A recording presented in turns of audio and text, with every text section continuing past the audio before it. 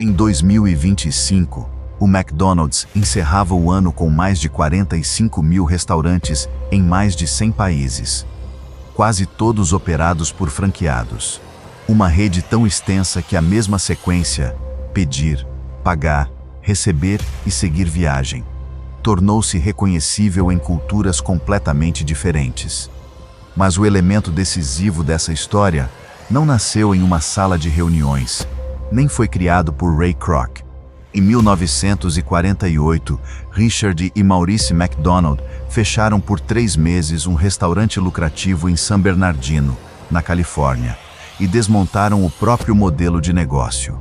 Eliminaram o atendimento nos carros, reduziram o cardápio, abandonaram pratos e talheres e reorganizaram a cozinha para que cada funcionário repetisse uma tarefa específica.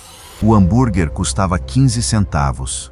O pedido podia ser preparado em menos de 1 minuto.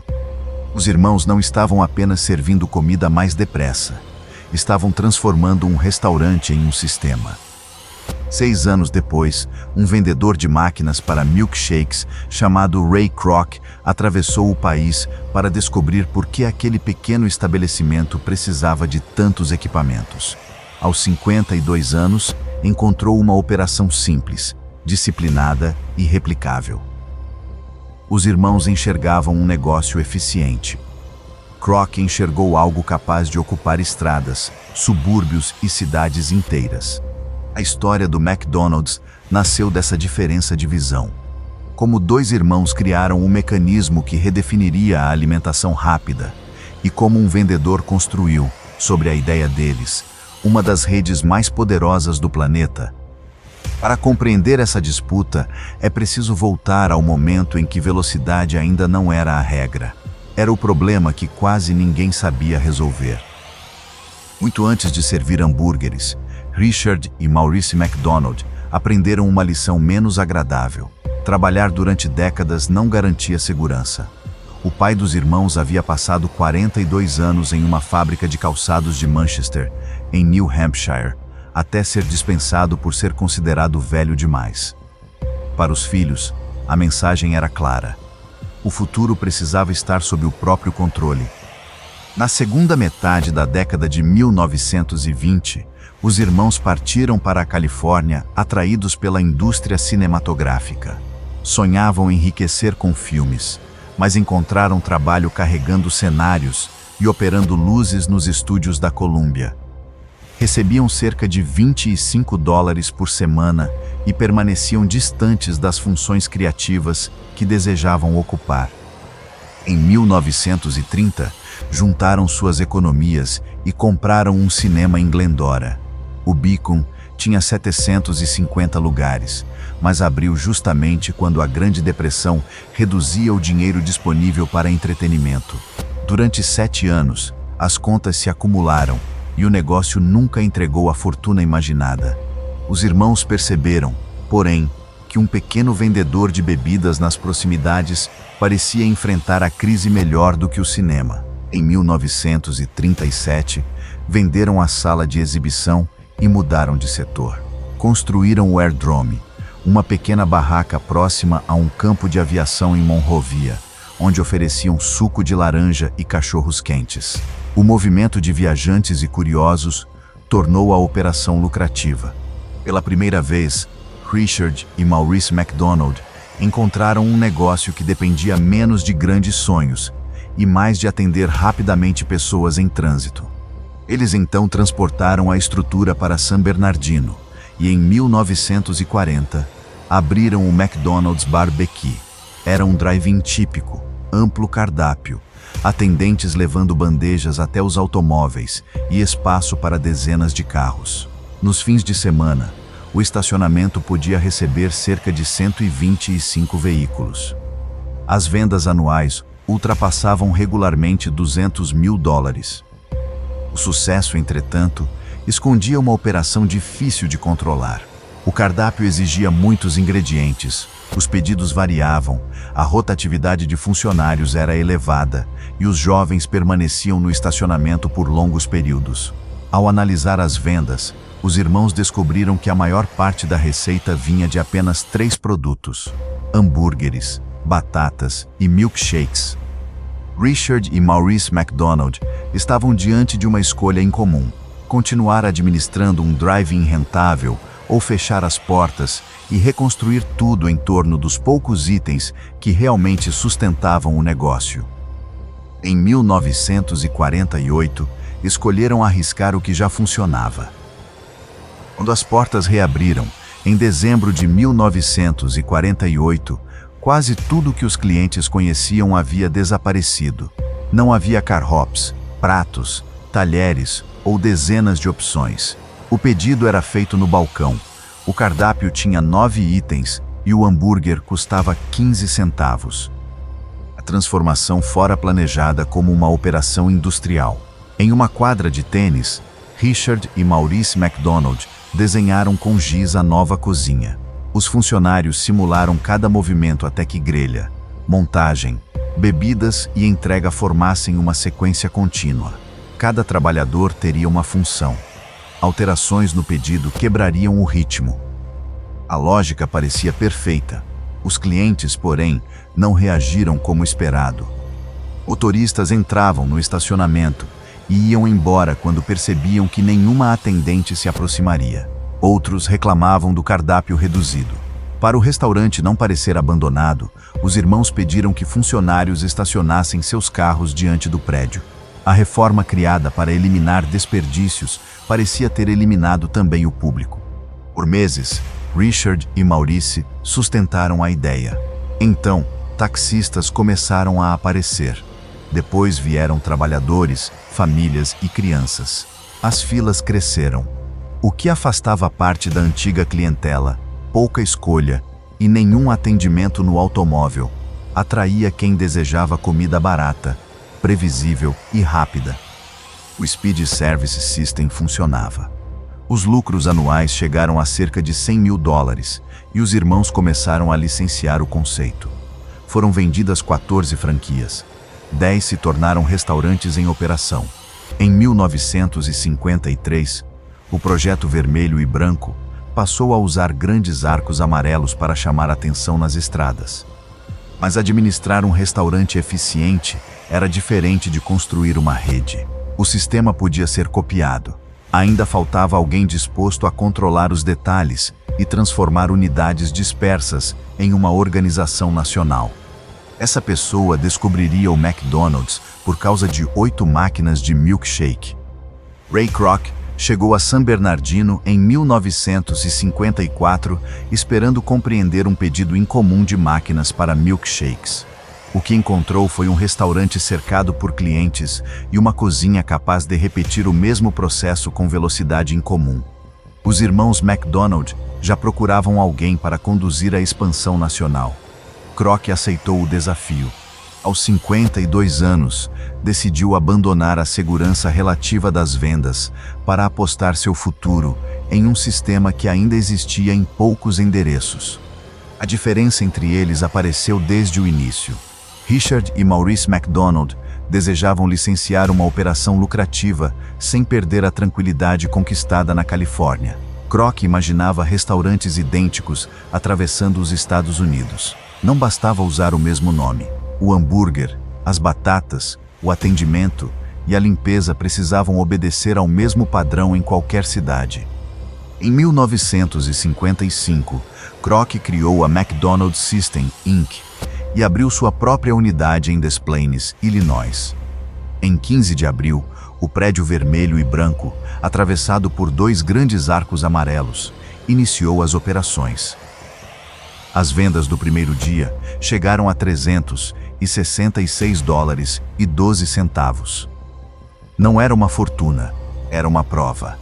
O sistema desenvolvido na ensolarada Califórnia também poderia funcionar nos arredores de Chicago. Kroc passou a tratar a padronização como parte do produto. Em vez de apenas conceder o nome e esperar pelos resultados, a empresa acompanhava as operações e exigia consistência. Em 1956, Fred Turner começou como funcionário da grelha em Des Plaines. Ele ajudaria a transformar qualidade, serviço e limpeza em princípios operacionais aplicados à rede. Mas o crescimento expôs uma fragilidade.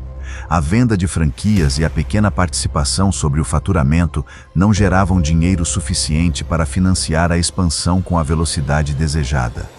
O modelo podia produzir hambúrgueres rapidamente, mas ainda não produzia capital na mesma escala. A solução veio de Harry Sonneborn.